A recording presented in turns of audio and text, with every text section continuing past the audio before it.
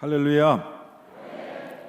글로리아 찬양대 찬양 정말 잊지 못하겠습니다. 너무 좋은 찬양을 해주셨는데 박수 소리가 좀 적으신 것 같더라고요. 보니까 저는 박수를 칠 때 제가 배운 기억으로는 14번을 쳐야 그 사람에 대한 예의가 된대요. 글로리아 찬양대 너무너무 잘하셨는데 14번 안 하셨죠? 우리 다시 한번 찬양대 위해서 한번 박수 한번 해볼게요.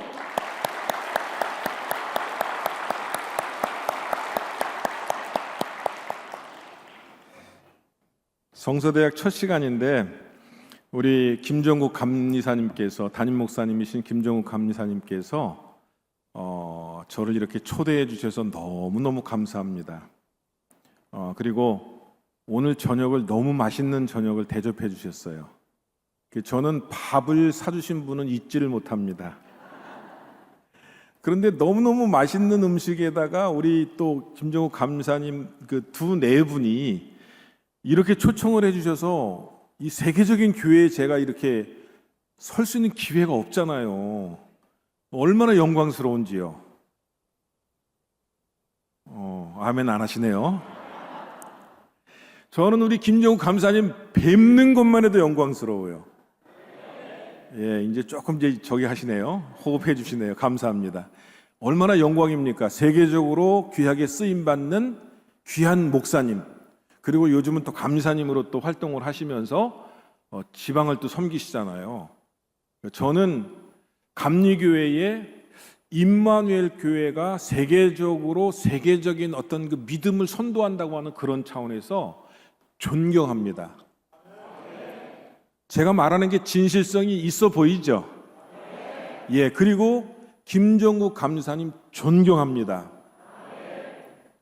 저희 아들이 성서대학 강의를 하는데 목사님 자제분들 둔 목사님 아버님들에게 이걸 부탁한다고 그래서 이거 하실려냐고 물어보더라고요. 그래서 하게 되면 해야지. 그리고 한다고 해놓고서는 바로 제가 후회했습니다. 우리 김정욱 감사님 지난번에 저희 아들 결혼 주례해 주실 때 참 은혜 받았거든요. 재미있고 유익하고 하시는 나 이거 잘못했다, 내가 생각을 잘못했다. 바로 후회했어요. 근데 간다고 해놨으니 안 올 수가 없잖아요. 그래서 왔는데 오늘 아멘을 해주시면 제가 은혜 받은 것으로 알고 저도 기쁜 마음으로 돌아가겠습니다. 예, 아멘 해주시니까 너무 고맙습니다.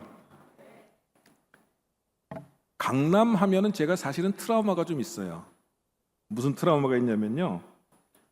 어렸을 때 제가 강북에서 신앙생활을 했는데 같이 신앙생활 하는데 저보다 1년 밑에 여학생이 있었는데 너무너무 이뻐요.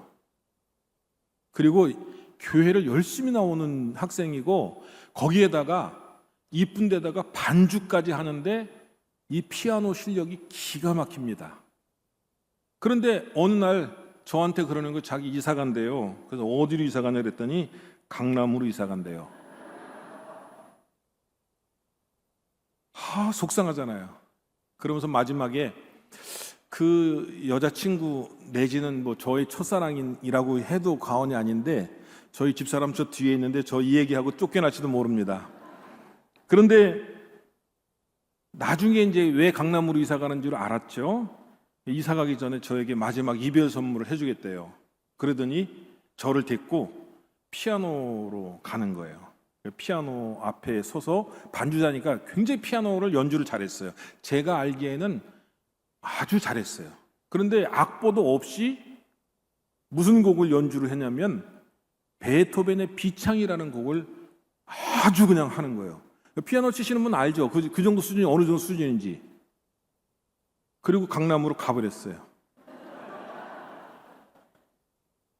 She's gone. 떠나버렸어요. 그래서 강남에 대한 생각이 있는데 제가 지금 목회하는 교회의 이름이 강남교회입니다. 강릉에서 강남교회예요. 저는 그때부터 약간 트라우마가 있는데 오늘 성서대학 하면서 이 트라우마에 대한 이야기를 제가 하는 이유가 있습니다. 그것은 요셉에게 있어서도 사실은 그의 인생에 엄청난 트라우마가 있었다라고 하는 것을 먼저 말씀을 드립니다. 자, 제가 역사학 책을 읽었는데 E.H. 카라고 하는 분이 역사란 무엇인가라는 책에서 이런 얘기를 해요. 역사란 과거와 현재가 끊임없이 대화하는 것이다. 저는 성경이 사실은 과거와 현재가 끊임없이 대화하는 것이라고 생각합니다. 그러니까 오늘 저와 여러분들은 지금으로부터 약 3,500년 전 시대로 돌아가서 요셉이 되어보는 겁니다. 누구가 되어보는 거라고요? 요셉이요. 맞습니다. 요셉은 한편의 드라마와 같습니다. 요셉은 하나님께서 위대하게 쓰신 사람이라고 하는 건 여러분 다 아시다시피 요셉이 하나님께 존귀하게 쓰임받을 수 있었던 것은 물론 하나님의 은혜가 있었지만 요셉이 만약에 자기 관리를 안 했더라면 하나님께서 그렇게 쓰시고자 했어도 그렇게 되지는 않았을 것이다. 이런 생각이 들어요. 그러니까 하나님께서 쓰시고자 하는 뜻과 더불어 요셉이 자기 관리를 잘 했기 때문에 하나님께서는 요셉을 그렇게 큰 인물로 쓰시지 않았는가라고 하는 그런 생각을 하는 거예요. 오늘 이 말씀을 듣는 임마누엘 교회 모든 성도님들도 자기 관리를 잘 하셔서 지금보다도 훨씬 더 존귀하게 하나님 앞에 쓰임받는 믿음의 일꾼이 되시기를 주님의 이름으로 축원합니다. 자, 그러면 요셉의 인생으로 한번 들어가 보시죠. 아마 여러분들은 요셉에 대해서 너무너무 잘 아실 거예요. 그렇죠? 요셉의 이야기 많이 읽으셨죠? 요셉의 인생은 정말 파란만장한 인생입니다. 롤러코스터를 타는 것처럼 막 내려갔다가 올라갔다가 막 하는 그러한 인생이 아닙니까? 형들에 의해서 애굽으로 팔려가고 거기에서 종살이, 감옥살이를 하죠. 그러나 하나님께서 높이 드셔서 애굽의 총리 대신까지 되고요. 그리고 마지막에는 자신을 팔았던 형을 만나고 그리고 자기가 그렇게 보고 싶어 했던 아버지를 만납니다. 창세기에 여러분 자세하게 기록되어 있는데 요셉은 어떻게 보면 어릴 때부터 큰 상처를 입고 자란 사람입니다. 어머니가 동생 베냐민을 낳다가 여러분 난산에서 일찍 돌아가시잖아요. 그러니까 아버지가 늦둥이로 난 이 요셉을 아주 사랑해 줍니다. 그런데 그것이 어떻게 보면 불행의 씨앗이 되죠. 아버지가 너무 요셉만 끼고 도니까 편애하니까 그러니까 형제들은 그게 싫을 수밖에 없는 거 아니에요.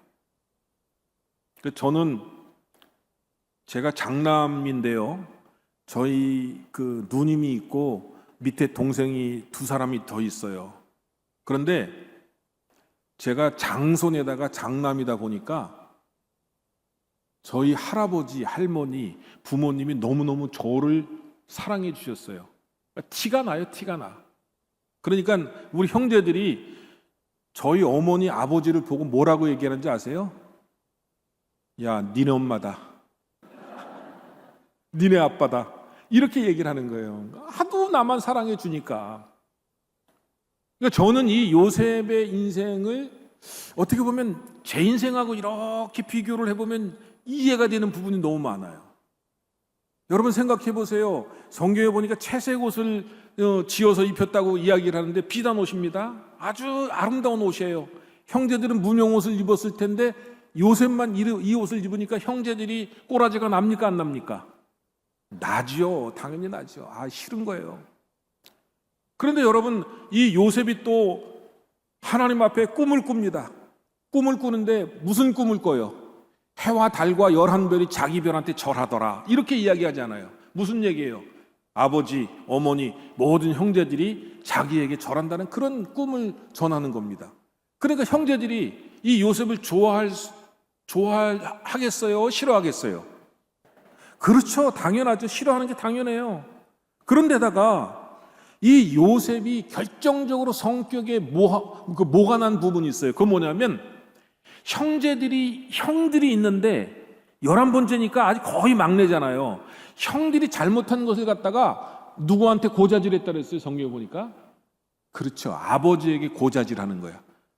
아버지, 르우벤 형아가 이렇게 했다 가서 고자질하는 거야. 그러니까 형들이 이렇게 되는 거죠. 야, 이거 고자질까지 해? 아버지 편애에다가 꾼 얘기 잘난 척하지. 그 다음에 자기네들의 잘못을 갖다가 고자질하지. 그러니까 형들의 입장에서 볼 땐 이 요셉이 너무 하는 거예요. 결정적인 이제 건수만 잡혀봐라 너. 이제는 한번 우리가 혼내주겠다. 이렇게 생각을 하고 있는데 이 요셉이 결정적으로 형들하고 이제 잘못되는 그러한 관계에 들어가게 되죠. 여러분, 여기서 우리가 하나 중요하게 생각하고 넘어가야 될 것이 있습니다. 그것은 뭐냐면요, 저도 깨달은 진리인데요, 여러분들도 아시다시피 성경에는 우는 자와 함께 울고 기뻐하는 자와 함께 기뻐하라고 그랬는데, 우는 자하고 함께 울기는 쉬워요. 그런데 기뻐하는 자하고 함께 기뻐하는 건 어렵다 이 얘기입니다. 아시겠죠? 누가 잘 되면 좋아요. 전혀 안 좋아. 누가 잘 되면 일단 시기부터 나고 배부터 아프고 그 다음에 깎아내리고 싶은 마음이 발동하는 게 인간이에요. 요거 하나만 알고 가셔도 오늘 큰 진리를 깨달으신 거예요. 그러니까 여러분, 잘 될 때 너무 좋아하지 마세요. 잘 됐다고. 그러면요, 거기에 꼭 누가 틈을 타느냐면요, 사탄이 틈을 탑니다. 잘 될 때 겸손해야 돼요. 그래서 할렐루야. 다시 요셉의 이야기로 돌아가는데요, 이제 형들이 양을 칠 때 요셉이 그 위문을 갑니다. 그런데 형들이 요셉에게 뭐라고 요셉이 저 멀리 오는 걸 보면서 뭐라고 얘기를 해요? 저기 꿈을 꾸는 자가 오는도다. 그 얘기는 무슨 얘기냐면 요셉을 좋게 얘기하는 게 아니에요. 너 꿈꾸는 자 오는데 너 한번 오늘 이제 혼 좀 한번 나봐라. 이런 마음으로 형들이 그 요셉을 바라보는 겁니다. 그리고 요셉이 왔을 때 채색 옷을 벗기고 거기다가 염소를 잡아갖고 피를 묻히고 아버지에게 보내고, 그리고 요셉은 어떻게 합니까? 팔아넘겨요. 어디로 팔아넘깁니까? 미디안 상인들에게 은 20개를 받고, 예수님이 은 30개를 받고 팔아넘겼는데 은 20개를 받고 팔려 나가는 겁니다. 여러분, 그때 요셉의 심정이 어떻겠어요? 제가 한번 표현을 한번 해볼까요? 형, 왜 이래? 살려줘. 형! 요셉에게는 자기의 형들이 자기에게 그렇게 할 줄 몰랐던 거예요.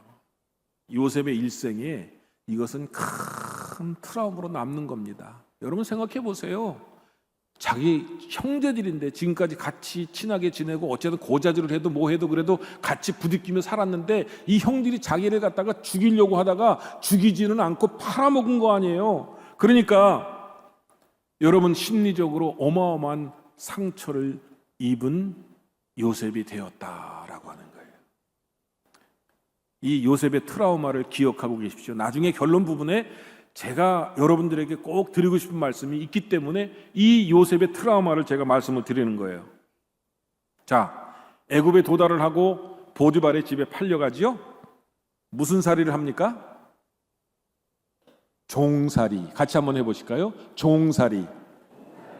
종살이를 하면 어떻게 잘해야 돼요? 예?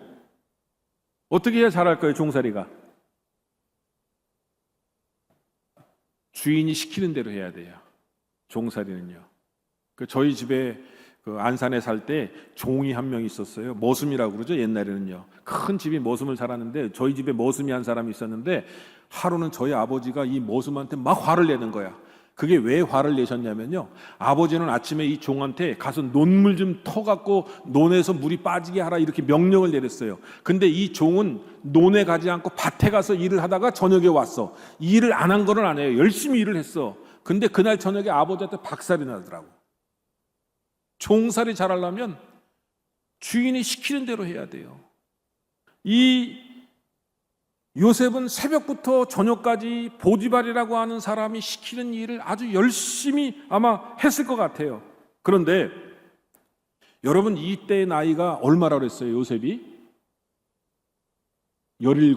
우리 여기 장로님 앞에서 말씀하신 것 같은데 성경 퀴즈 딱 맞추셨네요. 성서대학 1등. 17입니다. 17살. 17이면 고등학교 2학년 학생이에요.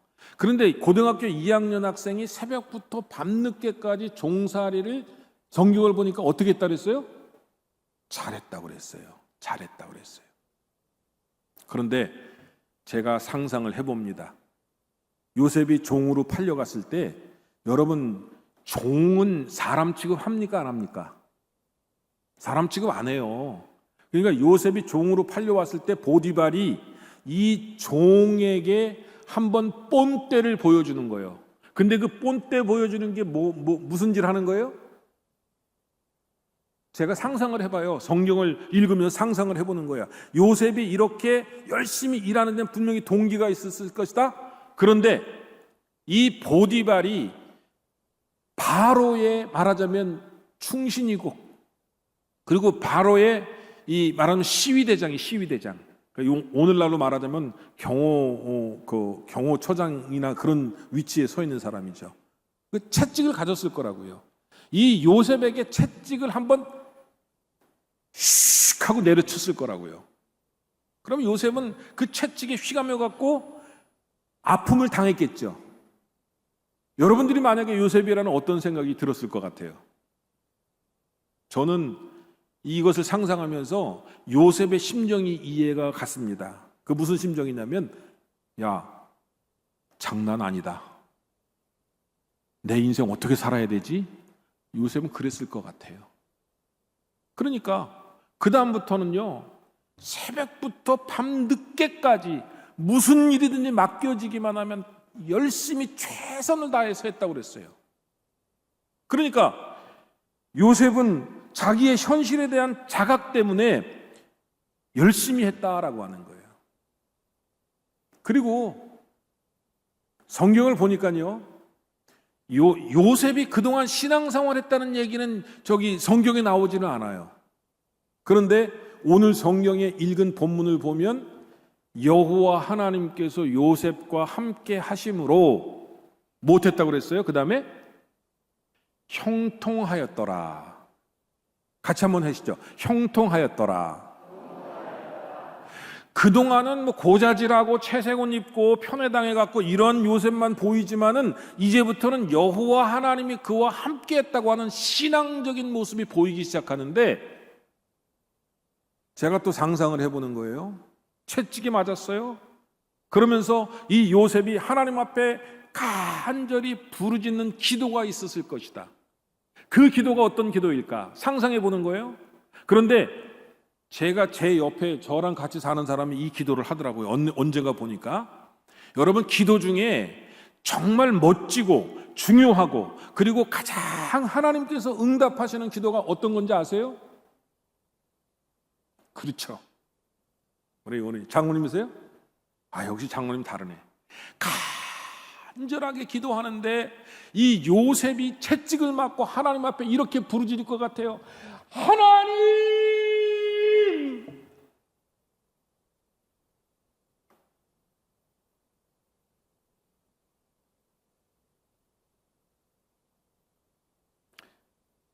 하나님이 응답하셨겠죠? 예. 너무 속상하고 너무 슬프고 아프면 기도의 내용이 생각이 납니까? 기도가 줄줄이 나옵니까? 안 나와요. 하나님! 근데 이게 진짜 기도예요. 제가 왜 진짜 기도인지 아냐면요, 제가 사실은 동부연회 24대 감독을 했는데 23대 감독이 될 뻔하다가 낙방했어요. 남이 잘 안 됐다 그러니까 웃으시네.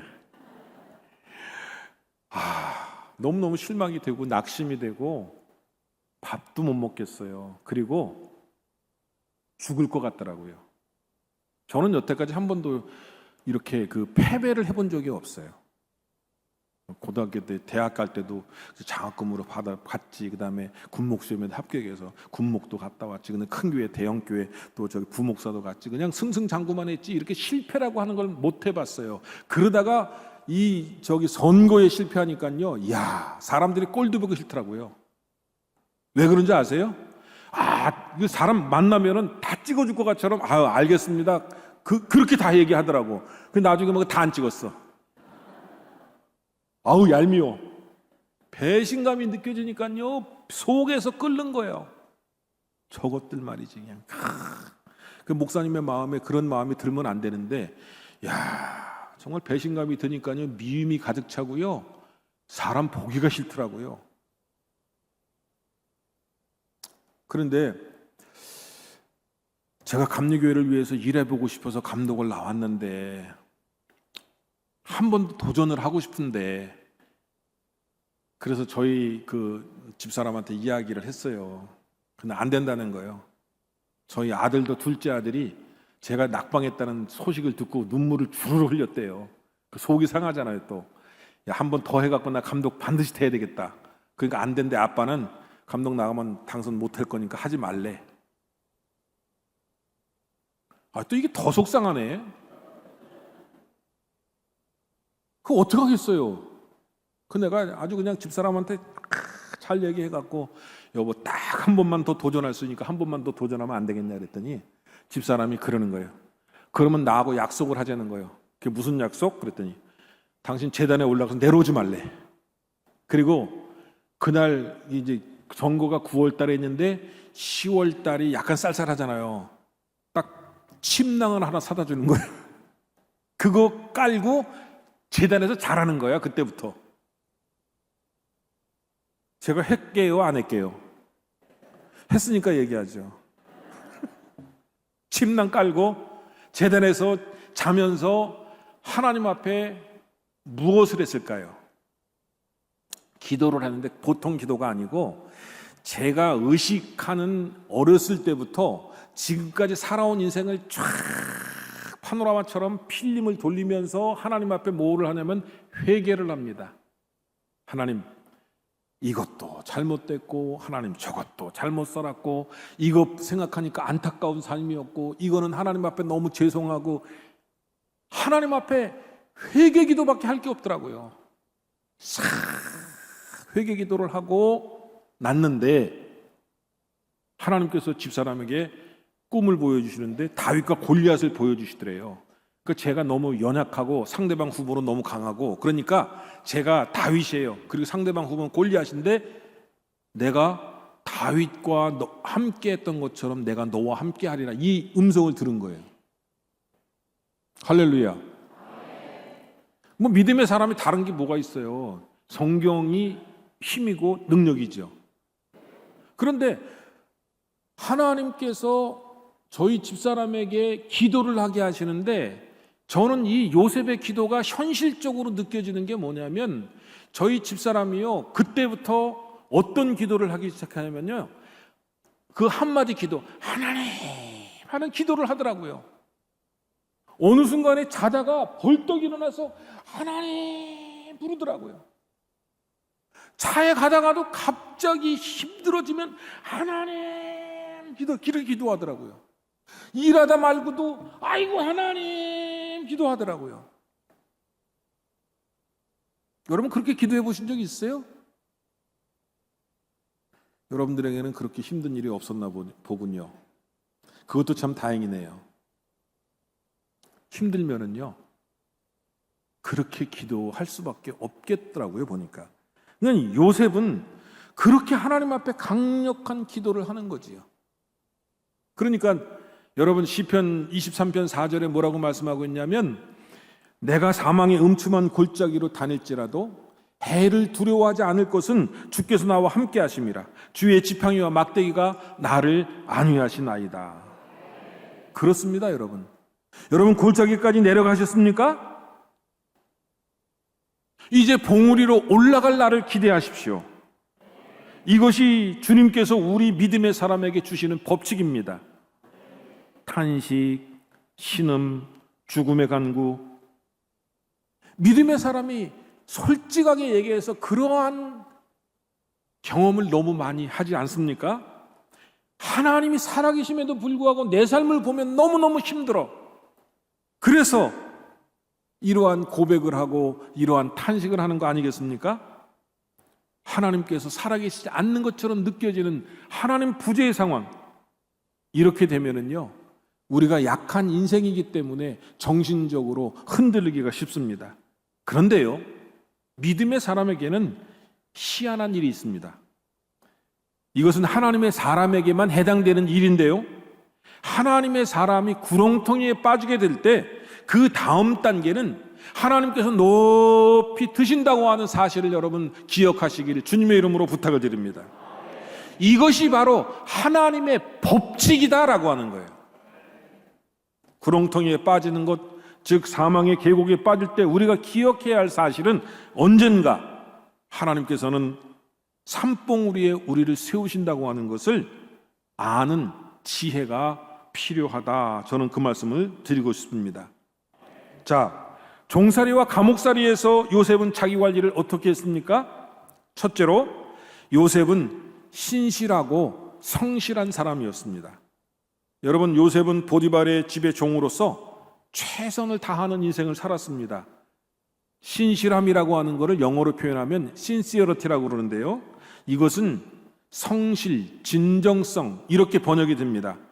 다시 말해서 요셉은 정직함을 무기로 한 신실성이 있고 그 신실성이 성실성으로 나타났다, 이렇게 보면 됩니다. 그런데 이런 요셉의 삶을 이야기해주는 구절이 있는데 창세기 39장 4절 말씀인데 우리 다 같이 한번 읽어보실까요? 시작. 요셉이 그의 주인에게 은혜를 입어 섬김에 그가 요셉을 가정 총무로 삼고 자기의 소유를 다 그의 손에 위탁하니. 요셉은 그 주인에게 은혜를 입었는데 어떻게 했다고요? 그 다음에 섬겼다고 얘기합니다. 이 섬겼다고 하는 이야기는 신실성을 가지고 성실성을 가지고 최선을 다했다고 하는 용어가 바로 이 섬겼다고 하는 용어인 것입니다. 그가 열심히 일했기 때문에 보디발은 이 요셉을 인정했고 그의 성실함과 그의 신실성을 인정했기 때문에 집안의 모든 것을 다 그에게 맡겼다 이 얘기입니다. 위탁했다. 여러분, 저는 이 말씀이 보통 말씀으로 여겨지지 않아요. 여러분 생각해 보세요. 한낱 종으로 팔려온 애한테 이 가정의 모든 돈을 맡길 수 있겠습니까? 없겠습니까? 여러분 같으면 맡기겠어요? 지방에서 올라온 어떤 모르는 아이가 왔는데 일 열심히 한다 해서 그 아이에게 모든 걸 다 맡기시겠어요? 맡겨요? 야, 믿음 좋으시네. 저 같으면 못 맡겨요.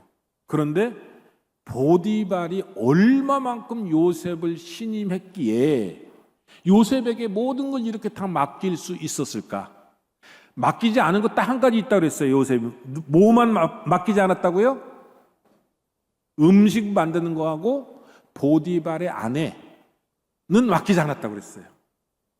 보디발의 아내가 유혹했을 때 요셉은 신실해서 그 유혹을 물리쳤기 때문에 더 큰 고통을 당하죠. 무슨 고통을 당합니까? 어디로 가요? 감옥으로 가죠. 여러분, 감옥으로 가는 거 이야기하기 전에요, 이 사람의 신실성이라고 하는 것이 참 중요합니다. 성실성이요. 죄송합니다. 제가 군대 얘기를 해서 남자들끼리 만나면 군대 얘기하고 축구 얘기하지 말라 그러는데 군대 얘기 잠깐 할게요. 제가 군대에서 GOP 부대를 자원해서 간 사람입니다. GOP 부대 아시죠? 여러분, 남북이 갈라진 이 철책선이 쫙 155마일이 있는 곳인데 그곳에 병사들이 한 번 올라가면 몇 개월 동안은 내려오지를 못해요. 그리고 거기서 생활을 해야 돼요. 근데 군목 목사님들은 하는 일이 뭐냐면 새벽 1시부터 새벽 3시까지 가서 위문을 합니다. 그 마우병 통에다가 커피를 타가지고, 그 당시에는 이제 믹스 커피죠. 그리고 초코파이 해갖고 갖다가 주면서 기도하고 그래요. 여러분, 지금은 다르겠지만은요, 그 당시에는 전방 한번 올라가면 겨울에는요 물이 없어갖고 일주일 동안 세수를 못해요. 얼굴이 새까맣고 꾀채채한 아이들이 새벽에 아침에 제가 일어나면은 세수대에다가 물을 갖고 와요. 이 물이 어떤 물이냐면 눈을 녹여갖고 목사님 세수하라고 이 대야에다가 떠오는 물이에요. 차마 세수를 못해요. 눈물이 나와요. 그런데 이 아이들 병사들을 위로하기 위해서 제가 이제 그 철책선에 다니면서 기도해주고 하는 겁니다. 근데 그 부대가 내려오기 바로 한 주 전에 몇 개월 동안이 있는데 제가 가장 먼저 올라가서 만나는 분이 누구냐면 그 섹터를 담당한 대대장님을 만나는 거예요. 그런데 이 대대장님이 불교를 아주 열심히 믿어갖고 사단 법당에 다니시고 불교 회장까지 맡으신 분이에요. 그런데 갑자기 저한테 목사님, 제가 앞으로 교회 갈 겁니다 그러는 거예요. 제가 깜짝 놀랐죠. 왜냐하면 그분은 불교 신자인 거 알고 불교도 보통 열심히 낸 게 아니라 법당에 찾아가서 법회를 드릴 정도로 열심히니까, 그리고 부인께서 얼마나 열심히 하는지 아주 헌신적으로 그 법당에 일을 하시는 분이에요. 그래서 제가 이유가 궁금하잖아요. 그래서 물었어요. 대장님, 왜 교회를 가신다고 말씀하시는 겁니까? 그랬더니 이 대장님 하시는 말씀이, 자기가 사단 법당에도 다닐 정도로 그렇게 신실하게 불교를 믿는데 내가 여기에 몇 개월 동안 있는데 사단 법사님은 단 한 번도 자기 신방을 안 했다는 거예요. 그런데 목사님은 매주 올라와 갖고 아이들 하루 1박 2일 하면서 새벽 1시부터 새벽 3시까지 다니면서 커피 나눠주고 위에서 기도해주고 그러는 거 보니까 목사님이 더 마음에 든다는 거예요. 그래서 자기는 교회 가겠다는 거예요. 소름. 제가 하나님께 영광을 드렸습니다. 할렐루야. 속으로 그냥 속으로만 그러고 할렐루야. 하나님께서 우리가 여러분 신실하게 살면, 성실하게 살면 그 보상을 반드시 주시더라고요. 여러분 생각해 보세요. 저도 결혼한 사람이고 일주일에 한 번씩 1박 2일로 올라가면 저희 집 사람은 그냥 빈방 지켜야 되고, 어떤 때는 일주일씩 갔다 오면은요, 우리 사무엘 목사님 여기 계시지만, 여기 김유식 목사님 계시지만, 김유식 목사님 저한테 뭐라는지 아세요? 아저씨 그래요. 잊어먹는 거예요. 아빠를 잊어먹는 거예요. 아저씨니까, 군복 입었으니까 아저씨라고 불러요. 할렐루야. 임마누엘교회 성도 여러분께서 성실함으로 말미암아서 하나님 앞에 더욱 존귀하게 쓰임받는 성도들이 되시기를 주의 이름으로 축복합니다. 자, 요셉이 자기 관리를 어떻게 했을까요? 두 번째로는요, 경청하는 사람이었다라고 하는 말씀인 것입니다. 여러분, 요셉이 감옥에서 어떻게 지냈습니까? 술 맡은 관원장과 떡 맡은 관원장과 관계성을 잘 맺어 놓았습니다. 그런데 이 요셉은 아주 관계성을 맺는데 탁월한 인물인 것 같아요. 그런데 이 관계성이 어디서 나오는지를 성경은 말씀하고 있는데요, 관계성을 잘 맺으려면요, 일단은 사람에 대한 존중이 있어야 합니다. 우리 같이 한번 따라해 보실까요? 사람에 대한 존중. 예수 그리스도를 잘 믿는다는 것은 다른 사람을 존귀하게 여겨주는 것입니다. 그런데 우리가 때때로 이것을 잊고 예수님의 사랑을 잊어버리고 다른 사람을 막 함부로 대하는 경우가 있는데, 그 사람은 믿음이 없는 사람이에요. 사실은요, 다른 사람을 인격적으로 잘 대해주는 사람이 믿음 있는 사람이고, 그래서 좋은 관계성을 맺는 사람이 신앙이 좋은 사람인데, 이러한 사람이 탁월한 리더가 될 소질이 있다, 저는 그렇게 봅니다. 그런데요, 관계성을 잘 맞으려면 우리가 해야 되는 게 또 한 가지가 있어요. 그게 뭐냐면 성경을 보니까요, 잘 듣는 거예요. 뭐라고요? 잘 듣는 거예요. 요셉이 하루는 감옥에 탁 들어갔더니 이 술 맡은 관원장하고 떡 맡은 관원장이 얼굴에 수심이 가득 했다고 그랬습니다. 그리고 꿈을 꾸었는데 꿈 이야기를 하지 않는 거예요. 그러니까 요셉이 뭐라고 얘기합니까? 저한테 이야기해 보십시오 라고 그렇게 성경은 이야기하고 있는데, 창세기 40장 8절에 보니까 이렇게 이야기하고 있어요. 다시 한번 같이 한번 읽어보실까요? 시작.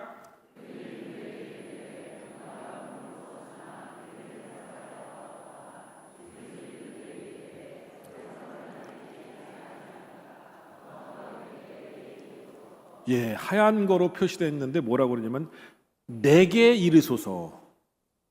그 내게 지금 뭐 하라는 얘기예요? 말하라는 얘기예요. 그러면 내가 듣겠다는 얘기예요. 그리고 꿈도 해석해 주겠다는 얘기예요. 여러분, 사람이 잘 듣는 것을 이걸 경청이라고 얘기를 해요. 그런데 경청을 잘 하면 그 다음에 공감의 수준까지 넘어가야 되는데, 이 공감을 잘하는 단어가 한 단어가 있어요. 여러분, 이런 사람이 그렇게 이야기를 하면은 그 사람이 잘 들어주는 걸로 우리가 압니다. 제가 한번 먼저 할 테니까 여러분들 같이 한번 따라해 보세요. 아, 그래요? 아, 그렇군요. 예, 이렇게 반응을 해주는 것이 경청하는데 아주 탁월하다 이 얘기입니다. 말을 잘 못하는 사람 중에 제일 못하는 사람이 어떤 말을 쓰는지 아세요? 제가 알려드릴게요. 그게 아니라 이렇게 하면요, 그 사람의 인격을 완전히 부정하는 거예요. 지금 신나가고 자기는 얘기하고 있는데 그게 아니라. 여러분, 그렇게 하지 마시길 주님의 이름으로 부탁을 드립니다. 예, 맞고요. 내 마음하고 마음이 틀려도 예, 그렇군요. 아, 그러세요? 이렇게 이야기하는 사람이 탁월한 리더라니까요. 여기 속장님들, 속회 인도자님들 계시죠? 그 속회 인도할 때 그 속도원들이 엉뚱한 얘기할 때가 있어요. 아이, 그게 아니고 이렇게 하면 그날 그냥 그분의 마음은 완전히 속상하는 거예요. 엉뚱한 얘기를 해도 아유, 그렇군요. 잘 얘기하셨네요. 이게 경청입니다. 요셉은 꿈을 해석해 주겠다고 이야기를 하고 잘 들어줬습니다. 그리고 좋은 관계성을 형성을 했습니다. 그리고 만약에 당신이 나가면 바로한테 가서 내가 죄질 만한 일을 하지 않고 여기 들어왔으니까 나를 좀 꺼내주시오. 어떻게 했어요? 잊어버렸어요. 그런데 잊어버렸는데 이 나중에 바로가 꿈을 꾸니까 이 술 맡은 관원장이 누구를 추천합니까? 요셉을 추천하죠. 왜요? 좋은 관계성을 맺어놓으니까 요셉을 끄집어내는 거예요. 여러분, 잘 듣는 사람, 성경에는 여러분 우리가 솔로몬이 하나님 앞에 지혜를 구했다고 그렇게 우리가 알고 있잖아요, 흔히. 그런데 사실은 정확한 성경 용어를 보면은요, 지혜가 아니에요. 제가 성경 열왕기상 3장 9절을 여러분에게 보여드립니다. 우리 다 같이 한번 읽어볼까요? 시작. 누가 주의 이 많은 백성을 재판할 수 있사오리이까? 듣는 마음을 종에게 주사 주의 백성을 재판하여 선악을 분별하게 하옵소서. 무엇을 달라고 그랬다고요? 아이고, 여러분 참 잘하시네요. 듣는 마음이에요. 듣는 마음. 그게 무슨 얘기냐면 누가 이야기를 할 때 내 마음으로 듣는다 이 얘기입니다. 내가 잘 듣는다 이 얘기입니다. 들을 때에 여러분 그 사람이 리더가 된다라고 하는 거예요. 그리고 재판을 하고 판단을 하려면 잘 들어야 된다라고 하는 그런 얘기예요. 여러분, 우리가 사람을 존귀하게 여겨야 되는데요. 제가 일생에 아주 큰 영향을 받은 책이 하나 있어요. 그게 뭐냐면 헨리 나우엔이라고 하는 캐톨릭 신학자가 쓴 책인데요. 상처 입은 치유자라고 하는 책입니다. 그런데 간략하게 그 내용을 이야기하면은요, 이 시대는 핵의 시대다. 핵의 시대는 사람들과 사람들이 단절되어 있고 소외가 특징이다. 그런데 이 사람과 사람 사이의 단절, 이 소외를 극복하는 길이 무엇인가? 그렇게 질문하면서 이 헨리 나우엔이 딱 한 단어를 얘기를 합니다. 죄송합니다. 제가 영어를 표현을 해서 hospitality. 사람에 대한 환대를 하면 소외가 극복될 수 있다라고 그렇게 이야기해 주는 거예요. 무슨 얘기냐면 사람을 따뜻하게 영접해 주는 것, 따뜻하게 맞이해 주는 것, 이것이 바로 소외를 극복하는 길이다라고 하는 거예요. 여러분, 우리 임마누엘 교회 성도들은 사람을 따뜻하게 대하시죠? 담임 목사님 보면 그럴 것 같아요. 오늘도 너무너무 귀한 저녁 식사를 제가 대접을 받아갖고 황송했어요. 아멘 안 하시는 거 보니까 별로 감흥이 없다 이 말씀이시죠? 저는 군목에 있을 때요, 제가 이제 계급장을 이제 진급을 해갖고 대위를 여기 딱 달았어요. 그런 대위가 우리 여기 장로님들은 아시잖아요. 사병한테 대위가 어떤 위치인지는 여러분 아시죠, 장로님들? 대위가 엄청 높죠? 대답을 안 하셔. 이게 무궁화가 세 개라서 여기가 어깨가 무거워요.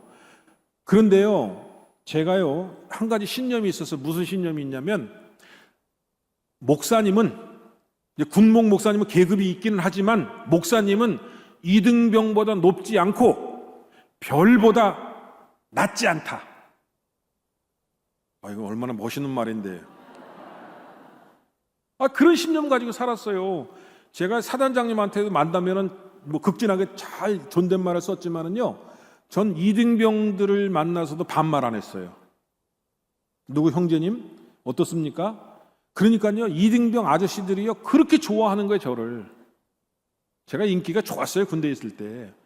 그래서 저희 집사람이 군대 오래 있자고 그러는데 갑자기 그냥 제대한다니까 제가 쿠사리 먹었어요. 그런데 이등병을 이렇게 정말로 잘 보살피는 일이 군목의 일이었는데, 그 중에 한 가지가, 그때 제가 이제 군대를 몇 년도에 갔냐면 1987년도에 갔는데, 87년도에는 우리나라에 핸드폰이 없었을 때예요. 그 당시에는 저기 다른 지역으로 전화를 하려면 DDD라고 하는 전화가 있었어요. 거기에 동전을 넣고 전화를 합니다. 그런데 이등병들이 제일 전화하고 싶은 사람이 누구예요? 누구요? 엄마지. 애인. 엄마하고 애인한테 전화하고 싶잖아. 그러면 목사님이 하는 일이 뭔지 아십니까? 제가 100원짜리 이만큼 바꿔다가, 야, 일로 와, 전화해라. 동전 넣어주는 거예요. 동전 넣어주는 거. 짱이에요, 짱. 애들이 그냥 저기 시내 나가면요, 애들이 저기 휴가 갔거나 아니면 외박 나가서 저기 저를 만나잖아요. 무조건 거수입니다. 다. 시내에서 만나면. 인기 좋았어요, 제가. 혹시 여기 임마누엘 교회도 그때 그 군인 아저씨가 있을지 모르는데, 하여튼 간에 사람을 존중하고 잘 대해주는 것, 이것이 우리에게는 어떻게 보면 선교라 하는 그런 말씀인 줄로 믿으시기 바랍니다. 제가 대접을 잘하는 목사예요. 우리 임마누엘 교회에서 만약에 강릉 오신다고 그러면 저한테 연락하시면 제가 밥 살게요. 밥을 사는지 안 사는지 한번 보자, 이제 그러시는 것 같은데, 제가 진짜 밥 사요. 연락 주세요. 남에게 존중받았다고 하는 느낌, 또 남을 잘 영접하는 것, 바로 이것이 리더십입니다. 그것이 주님의 모습을 닮아가는 거예요. 여러분, 빌립보서 3장 23절에 주님께서 사도 바울을 통해서 뭐라고 말씀하시는지 아세요? 무슨 일을 하든지 마음을 다하여 주께 하듯 하고 사람에게 하듯 하지 말라, 이렇게 말씀하셨습니다. 여러분, 인간관계가 좋을 때에 하나님께서는 우리를 쓰실 수 있고, 그리고 하나님께 영광을 돌릴 수 있다고 하는 이 사실을 기억하시기를 주님의 이름으로 부탁을 드립니다. 세 번째로, 요셉은 충성된 사람이었다라고 하는 말씀인 것입니다. 여러분, 요셉이 바로의 꿈을 해석을 해서 일약 스타가 됩니다. 그리고 난 다음에 바로는 자기의 인장반지를 빼갖고 요셉에게 줍니다. 내가 너보다 높은 것은 왕의 자리만 높을 뿐 너에게 모든 것을 맡겼으니까 네 허락이 없이는 애굽에서 단 한 사람도 수족을 놀리지 못하리라. 이렇게 강력한 권세를 준 거예요. 여러분, 파로가 어떤 사람입니까? 애굽의 그 당시에 애굽에서 파라오는요, 신이에요, 신. 그렇게 권력과 명예와 부귀를 가득 쥔 사람이 바로인데, 그 바로가 그 모든 권세를 누구한테 준 거예요, 지금? 요셉에게 주었어요. 자, 여러분, 요셉에게 이것이 위기일까요? 기회일까요? 예? 위기라고 하는 분 손 들어 보세요. 아주 똑똑하신 분들이에요. 또 기회라고 하는 분 한번 손 들어보세요. 아주 똑똑하신 분이에요. 이분들도. 이건 기회이자 동시에 위기인 것이 뭐냐면, 여러분, 사람이 권력을 가졌을 때 그 권력을 가지고 섬길 줄 아는 사람이 있고, 그 권력을 가지고 남을 파탄내는 사람이 있어요. 그래서 위기이자 기회인 거예요. 그런데 요셉은 자기 관리를 어떻게 했습니까? 이때 보여준 것이 무엇이냐면 로열티입니다. 로열티. 충성심이다 이 얘기입니다.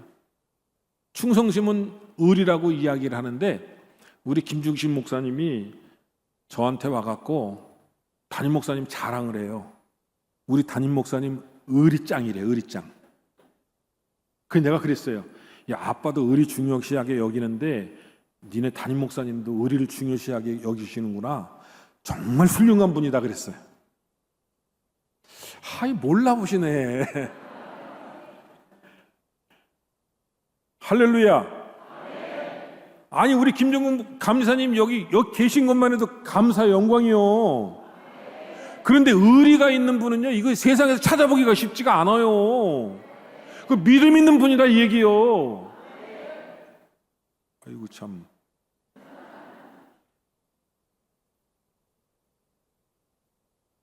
예, 의리는요 믿음이라고 하는 것이고요, 그 다음에 신뢰관계입니다. 바로에게 온 힘을 다해서 충성했어요. 여러분, 충성이라고 하는 것은 자기 자신을 던지는 겁니다. 자기가 가지고 있는 물질, 자기가 가지고 있는 시간, 자기가 가지고 있는 목숨까지도 던지는 거예요. 누구에게 던졌어요? 바로에게 던졌어요. 바로에게. 왜?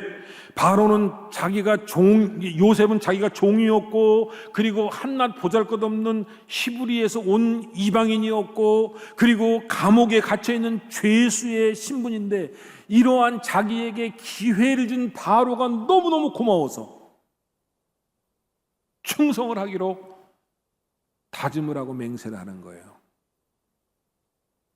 요셉은 충성을 다했는데 어떻게 충성했는지 여러분 아십니까?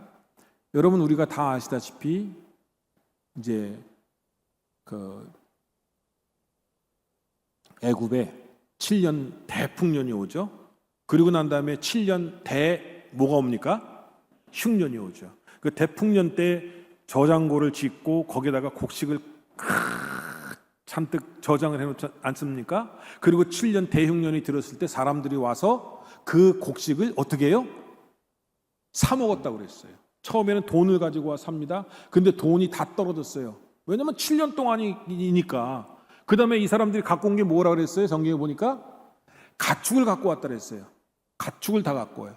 그 다음에 가축도 다 떨어지니까 그 다음에는 사람들이 농사도 안 되고 가축도 없고 아무것도 없으니까 장인애들을 종으로 사라고 그러지 않아요. 그러니까 요셉이 그 다음에 해법을 제시한 게 뭐예요? 야, 그러면 너희들이 가지고 있는 토지를 갖고 와라.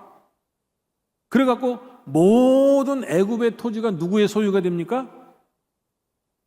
바로의 소유가 돼요. 창세기 47장 20절입니다. 우리 다 같이 다시 한번 읽어볼까요? 시작. 그러므로 요셉이 애굽의 모든 토지를 다 사서 바로에게 바치니 애굽의 모든 사람들이 기근에 시달려 각기 토지를 팔았습니다. 땅이 바로의 소유가 되니라. 아멘. 누구 돈을 벌어준 거예요 지금? 바로. 그러니까 요셉은 무슨 얘기냐면 자기가 지금 넘버 2로서 모든 권력을 가지고 있었음에도 그걸 누구에게 영광을 돌려요? 바로에게 영광을 돌리는 거예요. 바로가 부자가 되게 하고, 바로가 모든 토지를 소유하게 하고, 바로가 돈을 갖게 하고, 모든 가축을 다 바로가 갖게 하는 겁니다. 근데 여러분, 요셉가 부자가 됐을까요? 안 됐을까요? 확실할 수 없어요? 아마도 요셉은 어마어마한 부자가 됐을 것이다. 바로가 모든 애굽 토지를 다 요셉 덕분에 얻은 거고, 돈도 다 얻고 가축도 다 바로의 소유가 됐는데 거기서 조금만 띄워줘도 어마어마한 부자가 되지 않겠어요? 그렇죠? 여러분들 다 부자시죠? 대답을 안 하시네. 요 대목이 참 좋아하는데 사람들이 부자가 되라 그러면. 여러분은 이미 다 부자가 되셨기 때문에 별로 감흥이 없으신 것 같아. 요셉처럼 충성함으로 말미암아 부자가 되시기를 주님의 이름으로 축복합니다. 자기 위치를 아는 사람, 바로 이것이 충성이라 하는 말씀입니다. 임마누엘교회 성도 여러분, 우리가 주님에게 충성해야 됩니다. 요한계시록 2장 10절에는 죽도록 충성하라. 그리하면 내가 생명의 관을 내게 주리라 말씀하셨어요. 하나님의 교회에 죽도록 충성하는 여러분이 되시길 주님의 이름으로 다시 한번 축원합니다. 네 번째로, 요셉은 하나님의 섭리를 깨달은 자였습니다. 자, 마지막 장면은 이제 형들을 만나는 장면입니다. 임마누엘교회 성도 여러분, 요셉이 형들을 만났을 때 기분이 어떤 기분이 들었을까요? 미움이라고 하는 단어가 떠오르겠죠? 미움이란 게 좀 약한가 봐요. 아멘 안 하시는 거 보니까. 복수라는 단어가 떠오르시겠죠? 두고 봐라. 내가 다 다들 죽이겠어. 증오 혹은 죽임이라고 하는 단어가 떠오르지 않았을까요?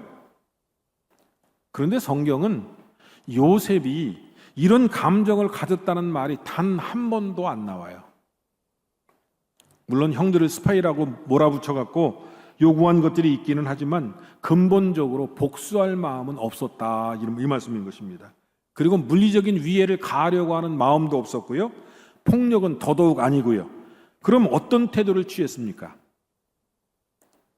형들이 아직도 동생을 팔아넘길 때의 그 태도와 그 마음을 가지고 있는지 시험했다, 이렇게 볼 수가 있습니다. 여러분, 창세기의 많은 부분이 형들과 이 요셉이 만나서 대화하는 장면, 그리고 형들이 다시 팔레스타인 가나안 땅에 다시 갔다가 다시 돌아오는 장면, 이러한 부분들로 많이 할애가 되어 있어요. 요셉은 그러면 형들에게 과연 무엇을 요구한 것입니까? 그것은 자기를 아프게 한 형들이 자기 자신을 돌아볼 수 있는 시간을 지금 형들에게 부여한 겁니다. 다시 말해서 형들의 과오와 악함을 직면할 수 있는 시간을 준 것이다 라고 하는 얘기예요. 그것을 통해서 형들이 회개하기를 원했습니다. 다시 말해서 가족 애를 회복하기를 원했다, 이런 말씀이죠. 하나님의 언약 백성으로서의 거듭난 인격을 가져야 되는데 형들은 시기와 질투, 그리고 남을 죽이려고 하는 그러한 못된 습성과 습관이 있다면 하나님의 백성으로서 합당치 않다는 거예요. 그래서 요셉은 형들이 정말 바뀌기를 바랐다라고 하는 말씀인 것입니다. 언약 백성으로서 위에 있는 가정을 요셉은 만들기를 원했습니다. 어떻게 보면 요셉은 자기 관리를 넘어선 관리를 하는 거예요. 가정의 관리, 가문을 관리하는 어떤 입장에 선 것입니다. 요셉은 자기 가문이 믿음의 공동체로 서기를 원했습니다. 요셉은 사랑의 공동체로 자기 가문이 남기를 원했습니다. 그런데요, 요셉의 바람대로 형들이 변했다는 것을 보여주고 있습니다.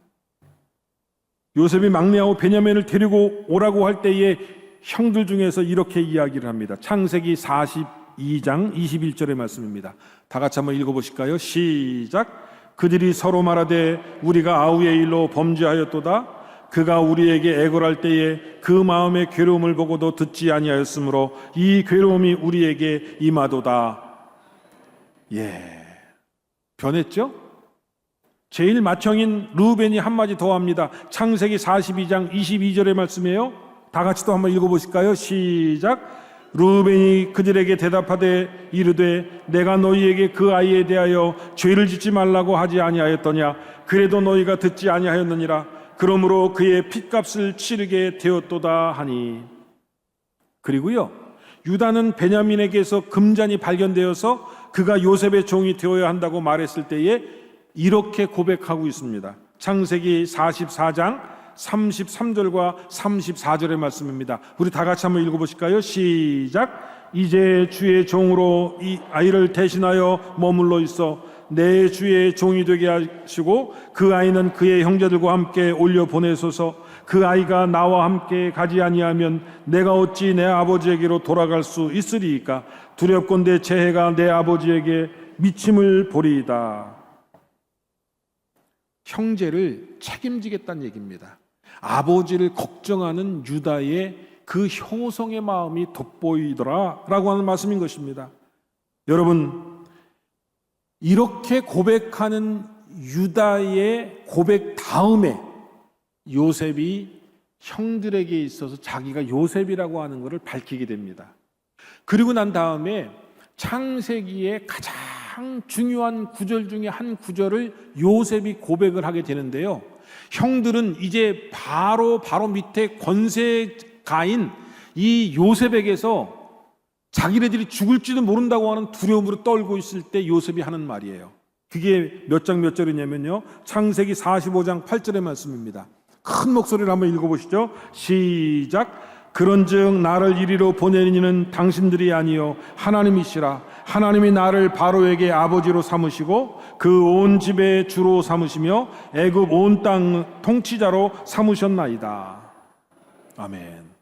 여러분, 요셉이 위대한 것은요, 다른 것이 아니라 하나님의 섭리를 깨달았다고 하는 것이 중요합니다. 하나님의 뜻을 이해하였다고 하는 말씀인 것입니다. 하나님의 뜻은 무엇이었습니까? 요셉을 먼저 보내놓고 요셉의 가문을 보내서 애굽에 들어가서 애굽에서 그 야곱의 후손들이 한 민족을 이루고 번성하는 것이, 그것이 하나님의 뜻이었습니다. 그리고 다시 가나안 땅으로 올라오게 하는 것이, 그것이 하나님의 뜻이었습니다. 요셉은 지금 하나님의 뜻을 이해했다 이 얘기입니다. 그리고 하나님이 뜻이 계셔서 자기를 형제들에게 팔리게 만들었다는 거예요. 그리고 애굽에서 종살이, 감옥살이 정말로 고통을 많이 당하고, 그리고 바로에게 발탁되어서 애굽의 총리 대신이 되도록 만드셨다는 거예요. 사랑하는 여러분, 이것은요, 신앙 인격에서 굉장히 중요한 고차원적인 신앙의 인격이다라고 하는 거예요. 자기에게 일어난 일이 단순히 일어난 일이 아니라 역사의 배후에서 하나님께서 자기의 인생을 지금 주관하고 계시고 섭리하고 계셨다고 하는 것을 요셉이 고백하고 있다고 하는 거예요. 사랑하는 여러분, 여러분들이 지금 이 시대 21세기에 이 임마누엘 교회의 성도가 되었고 직분자가 되었고 하나님 앞에 쓰임받는 일꾼이 되었다고 하는 이것도 하나님의 섭리가 있는 줄로 믿으시기를 바랍니다. 여러분, 이제 저는 말씀을 맺을 때가 되었습니다. 요셉은 트라우마를 갖고 있었어요. 그런데 이 트라우마를 어떻게 받아들이고 어떻게 소화했느냐가 중요하다라고 하는 말씀입니다. 우리 인생에서 고통이 오고 트라우마가 올 때 그 고통에 좌절해서 나의 삶을 부정적으로 파괴하는 것은, 그것은 하나님의 뜻이 아닙니다.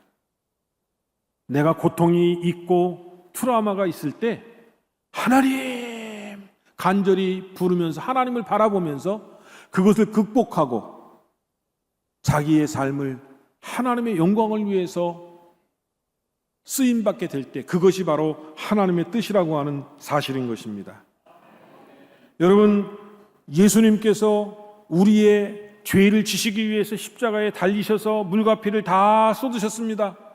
그리고 예수님은 상처가 많으신 분인데도 불구하고 우리를 치유하셨습니다.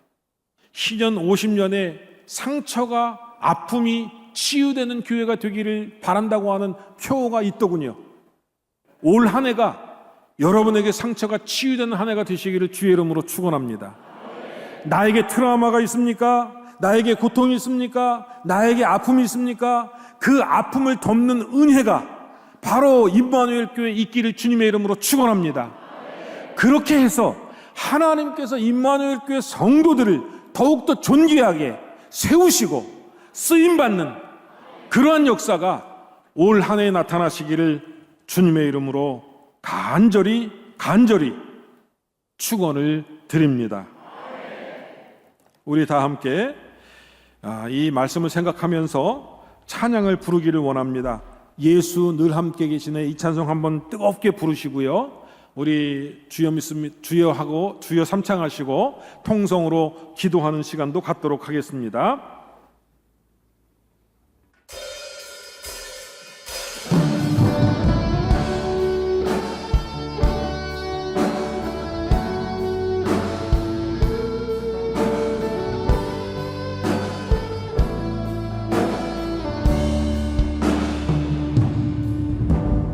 고단한 인생길 힘겨운 오늘도 예수 내 마음 아시네.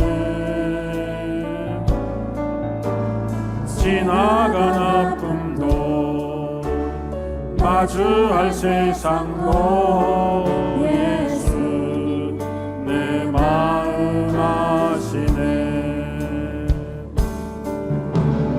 고단한 인생길 힘겨운 오늘도 예수 내 마음 아시네. 주여 지나간 아픔도 마주할 세상도 예수 내 마음 아시네.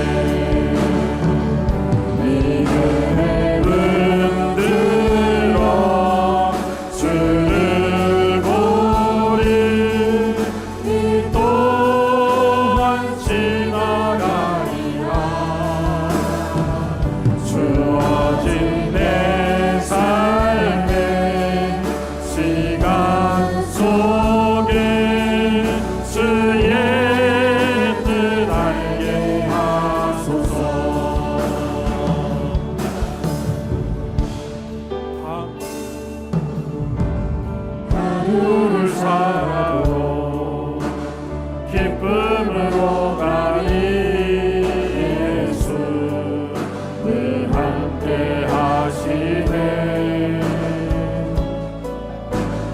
후회도 염려도 온전히 맡기리 예수 늘 함께 하시네.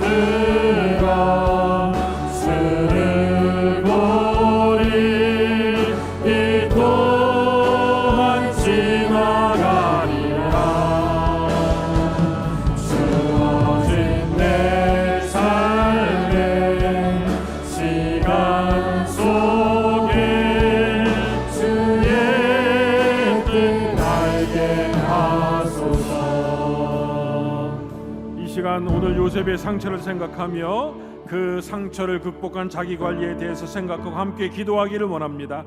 나의 아픔과 상처 주님의 힘으로 극복하기를 원한다고 아멘. 주님께 고백하시기 바랍니다. 아멘. 자기 관리를 통하여 하나님의 은혜를 베풀어 달라고 간절한 마음으로 우리 주여 삼창하시고 3분 동안 통성으로 기도하겠습니다. 주여 주여 주여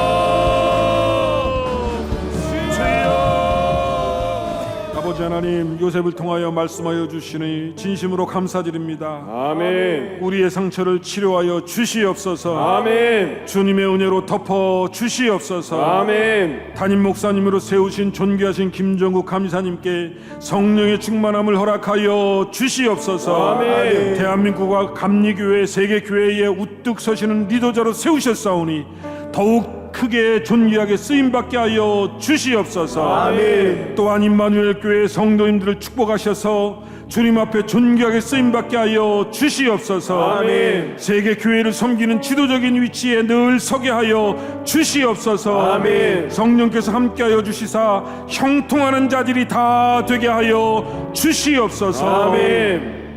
이제는 살아계신 우리 구주 예수 그리스도의 구원의 은총과 살아계신 하나님의 극진하신 사랑하심과 살아계신 성령님의 감동하심이 요셉처럼 자기 관리에 철저하여 주님 앞에 존귀하게 쓰임받기를 원하는 모든 성도들 위에와 저들 가정 위에 그리고 우리 감리교회 위에 지금부터 영원토록 함께하여 주시옵기를 간절히 축원하옵나이다. 아멘.